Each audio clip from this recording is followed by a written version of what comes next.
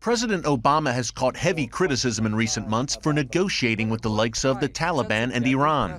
Yet as far back as 2007, during a CNN YouTube debate, then candidate Obama made no secret of the fact that, unlike President Bush, he would seek dialogue with America's enemies. Would you be willing to meet separately, without precondition, during the first year of your administration in Washington or anywhere else, with the leaders of Iran, Syria, Venezuela, Cuba, and North Korea? I would. And the reason is this, that the notion that somehow not talking to countries is punishment to them, which has been the guiding diplomatic principle of this administration, is ridiculous. Once in office, President Obama put this strategy to the test by promising a reset in America's strained relationship with Russia. Vladimir Putin, on the other hand, had different ideas. In recent months, Russia seized the Crimea region of southern Ukraine and may have designs on the rest of that country and beyond.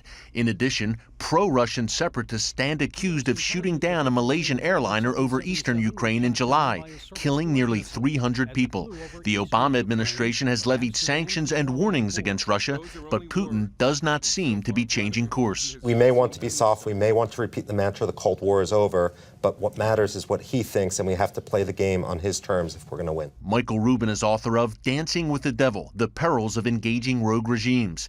He says the Obama administration wrongly believes it can negotiate in good faith with the likes of Iran.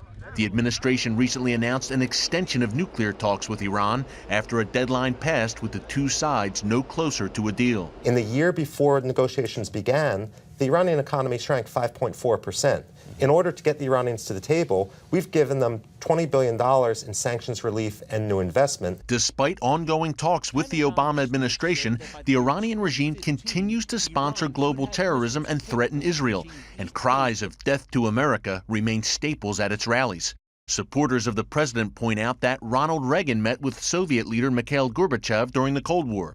Rubin says Reagan did so from a position of strength, with America's economy and military might growing and the Soviets realizing they couldn't compete. For Reagan, that was the end of the process, not the beginning. It came after a multi-year military buildup. For years, the United States stood strong on the policy of never negotiating with terrorists. It came as no surprise then that President Obama came under fire recently for negotiating with the Taliban, exchanging 5 high-ranking Taliban terrorists for U.S. soldier Bo Bergdahl. Why is it a big mistake trying to engage the likes of the Taliban, Hezbollah, Hamas, which are terrorist organizations? Okay, well, first of all, you legitimize the organizations when you negotiate with them. Second of all, there's so many different organizations that don't come to the table. If they learn that the way to get to the table is to blow up buses, then that's what they're going to do. You don't want to create an incentive for bad behavior. Hamas gained legitimacy earlier this year when the Obama administration recognized it as part of a new Palestinian government.